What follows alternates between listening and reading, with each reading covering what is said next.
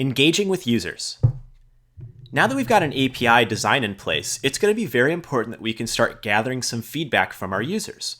As we've talked about, to build a successful API, we really need to define it iteratively. It's very unlikely we'll get it perfectly right on the first try. It'd be helpful to get feedback from developers and users on the usability and functionality of our new API. To do this, we need to provide some ways for developers to, of course, find and discover the API, but also being able to play with it and see how it works. Anypoint Platform is going to make this easy for us with the use of API portals and the Exchange. The API portals will provide a documentation with interactive API console and some other features around how the API works. And we can also add the API to the Exchange so that we can have other users discover the API and potentially use it in things like their Anypoint Studio projects that we'll be working on a bit later. Let's talk a bit more about creating an API portal. The API portal, as mentioned earlier, is a portal documentation for our API. It can give us different pages that describe the API and information about how to use it. It can have interactive components like the API reference featuring the API console on the right, giving our developers a very easy way to find resources and methods and how they work. There can be notebooks and other features as well that we'll talk about. Creating an API portal is really easy. All we have to do is go into the API manager and generate our API portal. This will launch us into an API portal designer where we can define differences in the UI and the different pages and interactive elements we want inside of our portal for our API. Now, of course, we can customize the API portals. So the starting portal is going to give us an API reference page with an API console. And this is often something you'll want to keep in because it's really powerful. That API console, as we saw when we were designing the RAML, will give developers a way to interact with the resources and methods, potentially even make mock calls to that if there's an API endpoint behind it or a mocking service.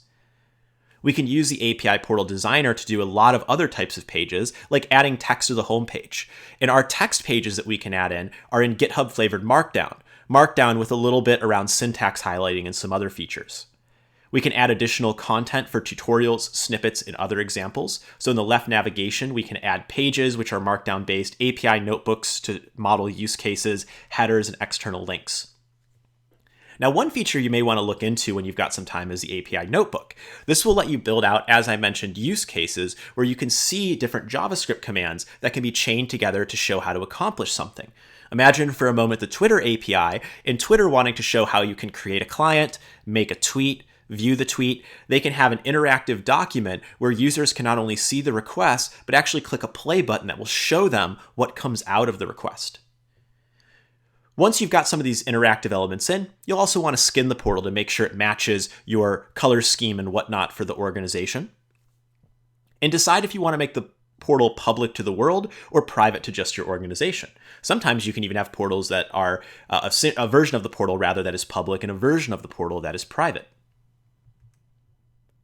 The API portal designer that's going to enable us to do these things is very simple to use. On the left, you can see how we can add these various types of elements I described in the last slide.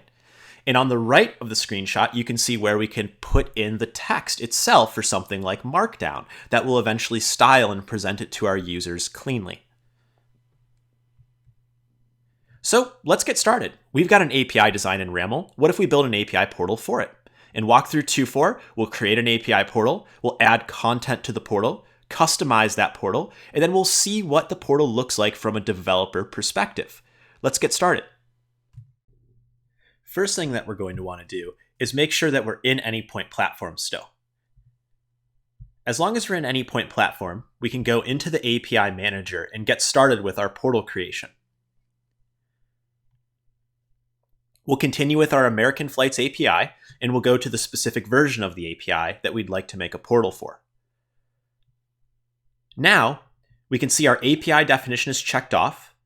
We can move over to the API portal box, drop down the portal, and say Create New Portal.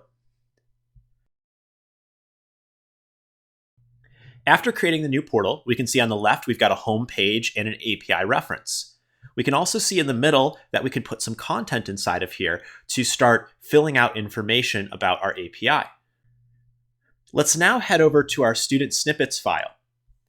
In the student snippets file, you have a section for API portal overview text. This is some markdown-based syntax that will provide a description of our API. Let's copy this text to our clipboard, and inside of the home page, let's go ahead and click the A so we can enter text. We'll now go in and paste this text into the portal, and we can see it's still in a sort of a plain text format. But in a moment here, we're going to be able to see this as it's rendered. So let's hit save. And now you can see the rendered version of this markdown syntax. Now it would be also helpful to make this page title a little bit different. Let's go ahead and click home, and let's change it to overview, since it represents an overview of our API. We'll then hit enter, or save rather. And now we've got our overview and our description. You'll also notice the page title on the left has changed to overview respectively. Now let's see what's inside of this API reference page. If we click on API reference here, we can see that we have the flights resource and the flights ID. This user interface, the API console, should look quite familiar to what you saw when we were designing with the RAML. Now inside of here, you'll also see the root RAML URL. We're going to do something with this root RAML URL a little bit later. So for now, go ahead and copy it to your clipboard. In your student files, you're going to see a section for your American Flights RAML URL and your American Flights API portal URL. I'd like you to go ahead and just paste that RAML URL we just copied into this section to make sure you have it persisted for use later. All right. Now we've got a simple API reference, a little overview page. Now, in the API portal, you can stage different pages, get them ready before you actually put them out. So right now, both of these pages are effectively in kind of a staged setup. They can only be seen by API designers or API portal designers. Let's select both of these pages, and let's click the Set to Visible option.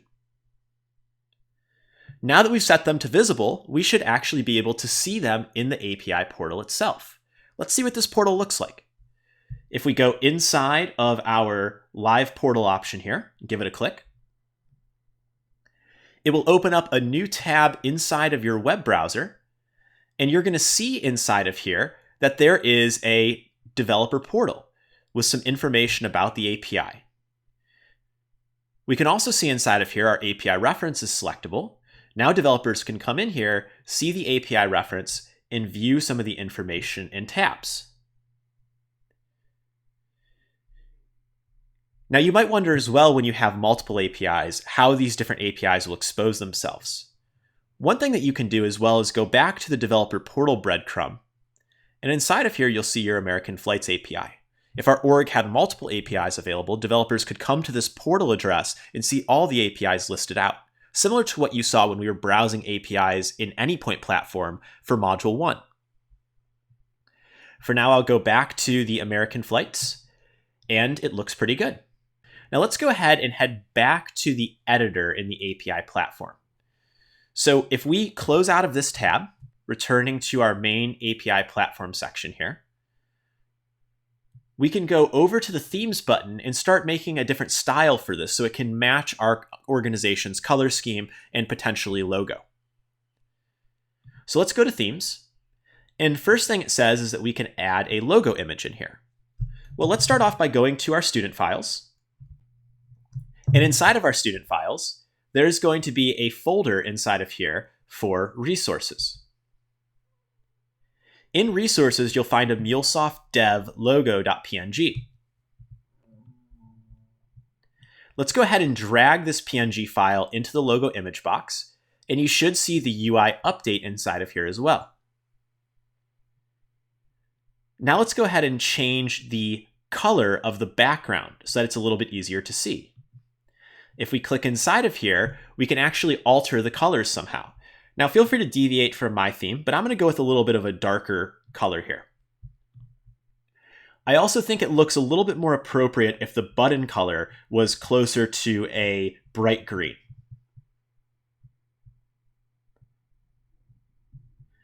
And as far as the private goes, I do like that a lot, but I prefer it was simply a darker green to match our bright green. There we go.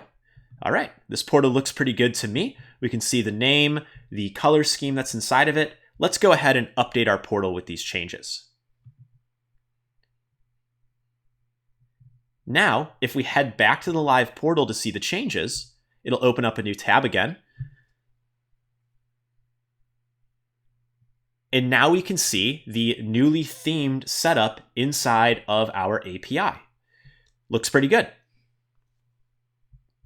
All right, let's go ahead and take a look really quickly at this little private button that we have here.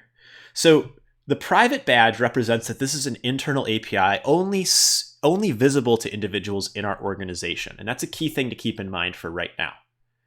Let's go ahead and close out of this tab. Inside of our editor again, let's switch it from private to public.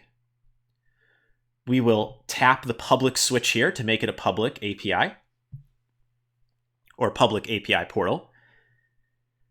And then let's go ahead and head back to our API inside of our live portal. Now we can see here the subtle changes. There's no longer the notation that it is a private portal. Looking good. Let's also copy the URL that you have for your API portal and place that inside of our student snippets file. This time, we're going to place it under the Your American Flights API portal URL. Again, these links we're going to use in a moment, so be sure you have them both stored in your student snippets. I'll even save my snippets for now, making sure that I don't lose these. All right, so that's a quick example of how you can go in and write up an API portal. I'd encourage you to play around with some of more of these features, as it is a very rich feature set of ways you can document your API. Let's now get into the Exchange in the next section.